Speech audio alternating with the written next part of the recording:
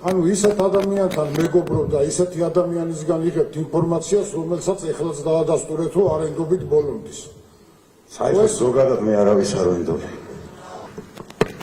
ეს ინფორმატორი თქვენთან რა შემთხვევაში არის ყოველდღიურად, ან ყოველთვიურად, ან წლების განმავლობაში, თუ შეგიძლიათ მითხრათ, რამდენი ხნის ნაცნობი ხართ, 1 თვის, 10 თვის თუ 5 წელზე მეტზე, 5 წელზე მეტ.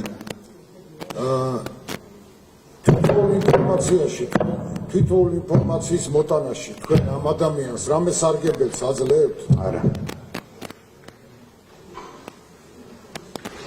და თუ გამორიცხავთ თუ არა, რომ ამ ადამიანს მოგიტანოთ თქვენ ისეთი ინფორმაცია, რომელიც ამ ინფორმაციით იმან სხვა მხარისგან ისარგებლოს. ამას თუ დაუშვებდა თუ ადამიანს თავში რაუდევს ვისთან როგორ გიხდება? ანუ ისეთ ადამიანთან მეგობრობ და ისეთი ადამიანისგან იღებთ ინფორმაციას, რომელსაც ეხლაც დაადასტურეთ, რომ არენდობით ბოლომდის. საერთოდ ზოგადად მე არავის არ ვენდობ.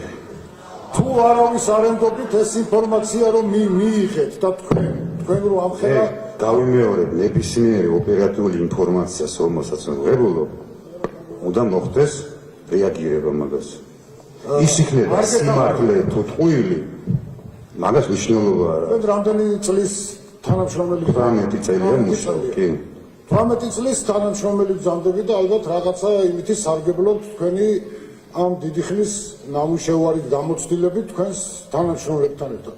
როგორ შეიძლება 18 წლის ნამუშევარმა ადამიანმა, იმაც ისეთმა ადამიანმა, რომელმაც ინფორმაცია მოგიტანათ, რომელსაც არენდობით, თუნდაც ჯერ არ გადაამოწმეთ, სანამ რეაგირებას მოახდენთ. ხო უნდა მოხდეს ამის გადამოწმება?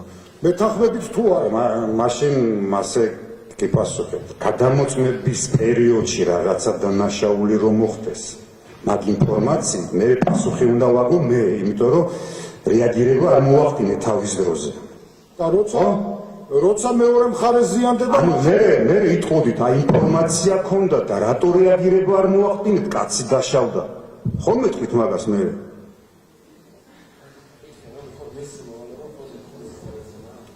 თქვენი მოვალეობა რა არის, რომ ანუ ჩემი მოვალეობა უკვე გითხარით ბევრჯერ. ინფორმაცია მივაწოდო ოპერატიული, ნებისმიერი. ანუ თქვენ ხართ ტყუილი იყოს გინ სიმართლე, მე ვალდებული ვარ. ანუ თქვენს ჩვეულებრივად ოპერატიული მე ოპერატიული თანამშრომელი ვარ, კი. ანუ ჭორებს რომ მოგიყვებიან, უნდა მიიტანოთ ის ჭორია. ჩვენთვის სამუშაო ინფორმაცია.